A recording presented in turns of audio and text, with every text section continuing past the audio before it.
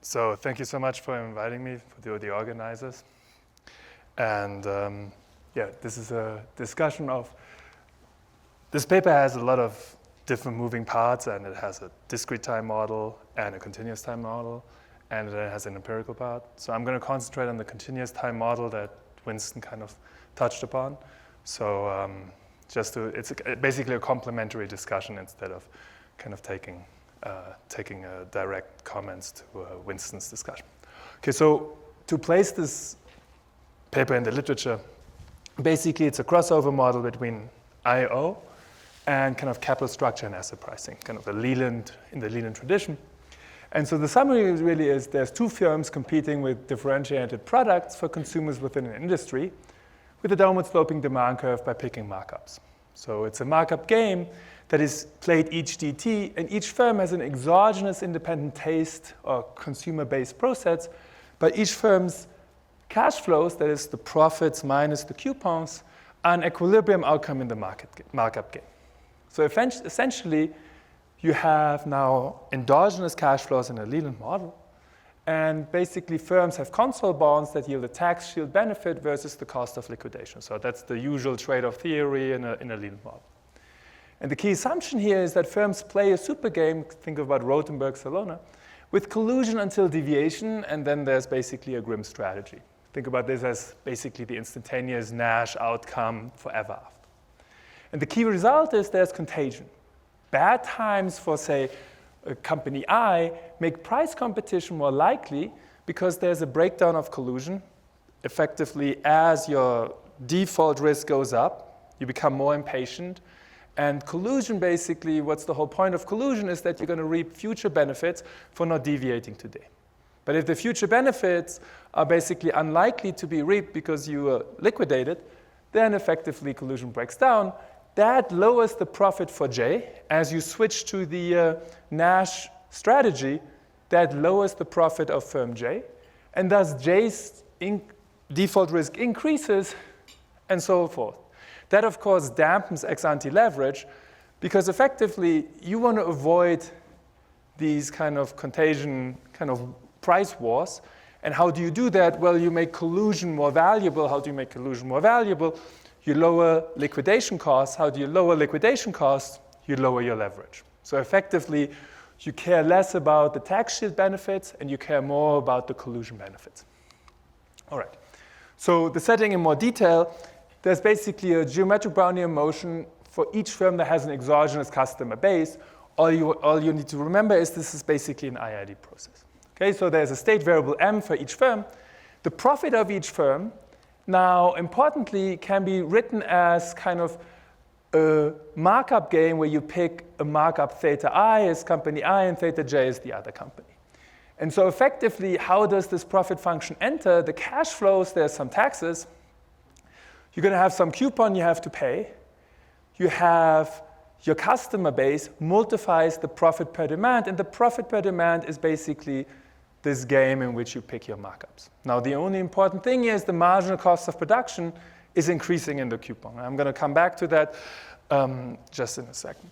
Okay, so then the benchmarks basically default. Once some firm I defaults, replaced by a new firm with a customer process or customer base that's kappa times the previous company's that defaulted. But here, importantly, if you have kappa equals 0, you basically have monopoly thereafter.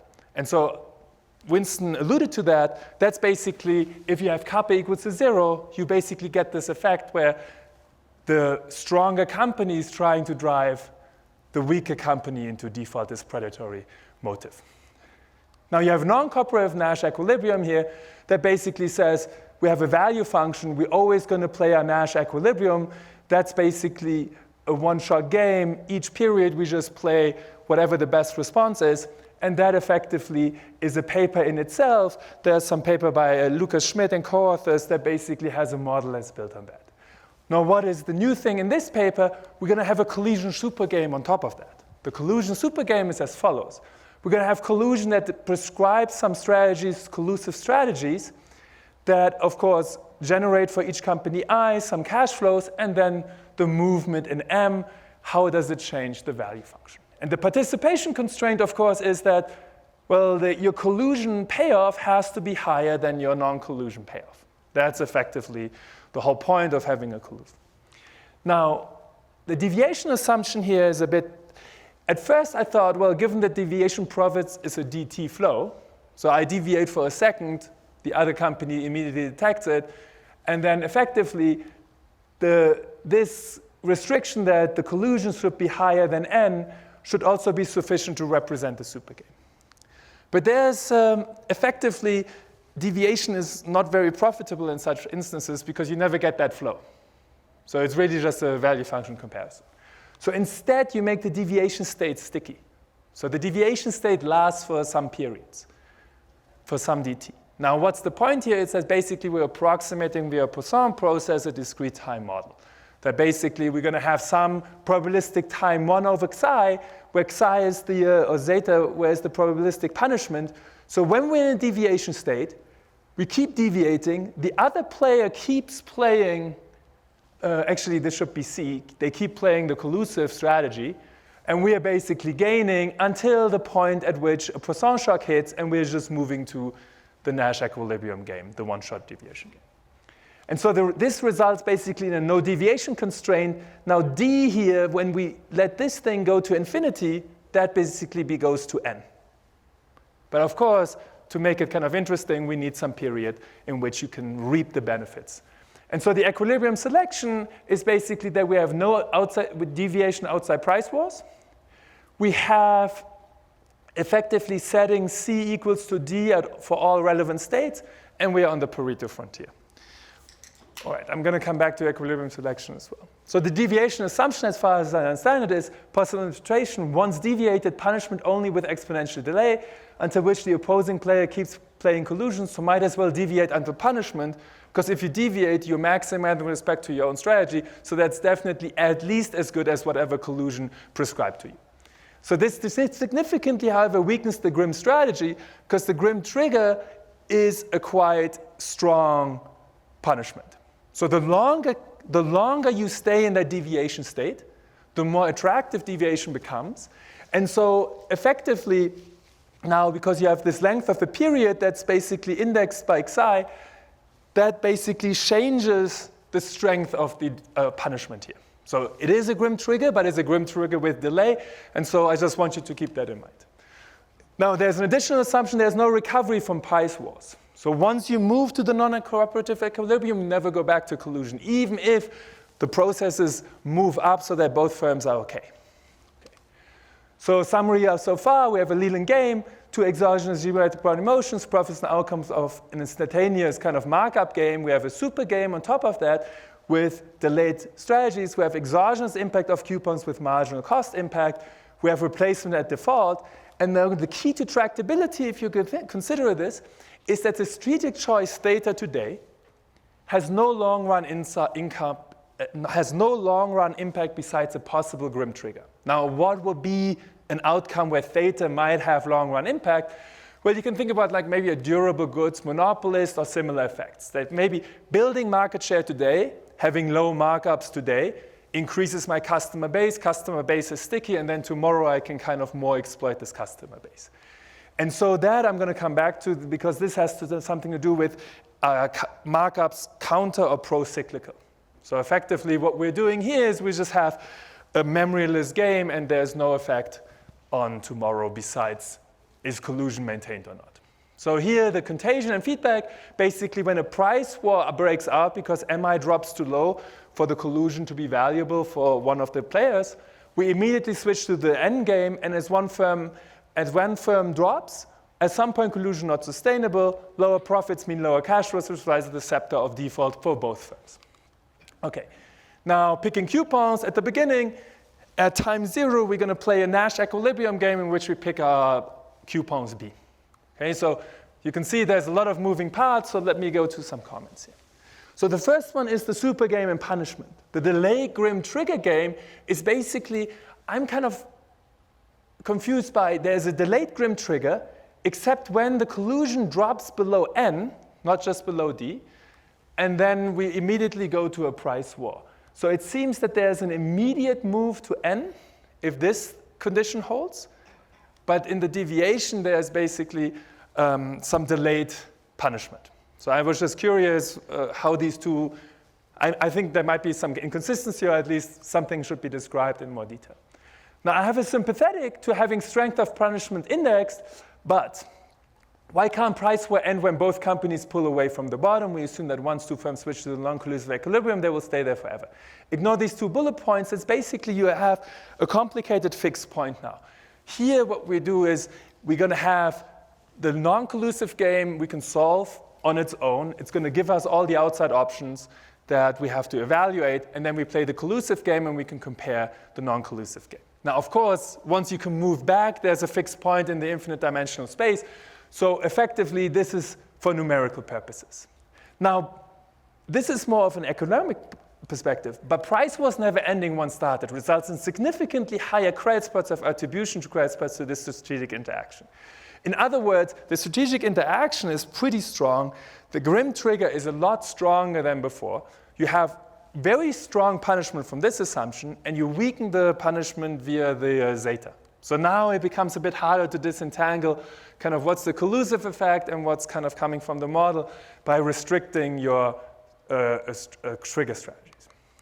All right, so the next one is the marginal cost assumption. Now, the profit function has a hardwired negative slope. I have higher coupons, I have lower profits because I have a higher marginal cost. Now, this punishes high leverage choice at t equals 0, lowering default risk. Why would there be an unconditional connection between leverage and marginal cost? I can see a conditional distance to default effect, say suppliers worried about firm defaulting and so forth. But effectively, what you're imposing is an unconditional relation between the coupon and the marginal cost. So I have a hard time to think about the appropriate slope of omega. Essentially convince me that it's not just a poorly empirical disciplined degree of freedom to lower leverage even more.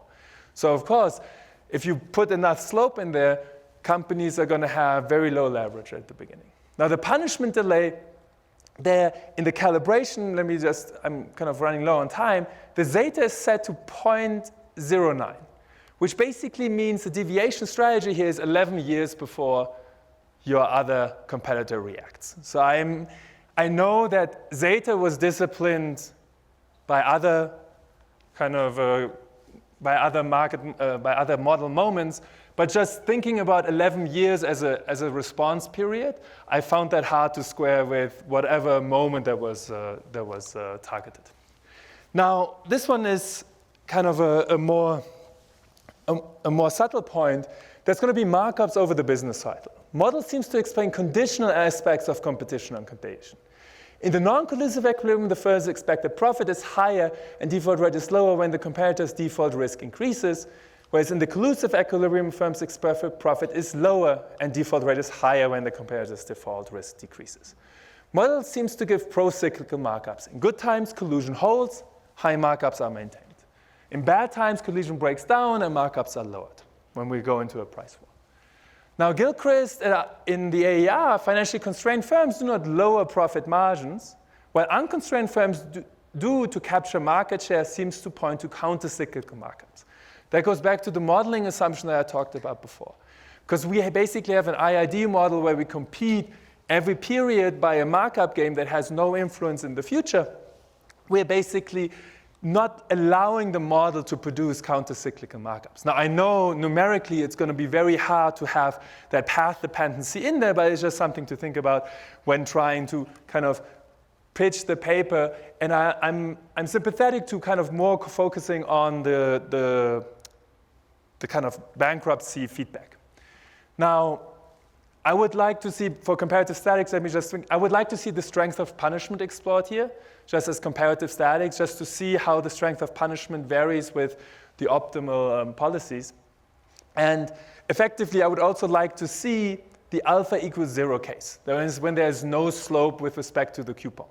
Now, I know a lot of the things are probably going to be relatively similar, but if you want to evaluate the competition effect, I'm just not sure how the slope with respect to the coupon affects much of the competition here. Okay? So that's basically if you want to attribute things to competition versus the normal trade-off theory. And then there's the last thing, equilibrium selection.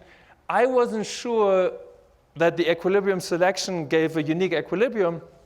And maybe, is there something, I know you numerically say it always converges to the same point. Is there something you can improve the chance to make this unique, basically Nash bargaining to some joint surplus that is maximized or so forth? And let me just wrap up because I'm out of time. Conclusion, it's a very interesting paper at the intersection of O and capital structure. Interesting super game with delayed punishment. Price wars can lead to a contagion effect, and it's really impressive numerical work on a very hard to solve model that basically uses a lot of moving parts. And I was just curious if how much when you change punishment and basically when you change the collusive structure in the model, what the comparative statics are. Like if you change, for example, zeta is the easiest way to change the collusive structure. That's basically it. I'm out of time. Thank you.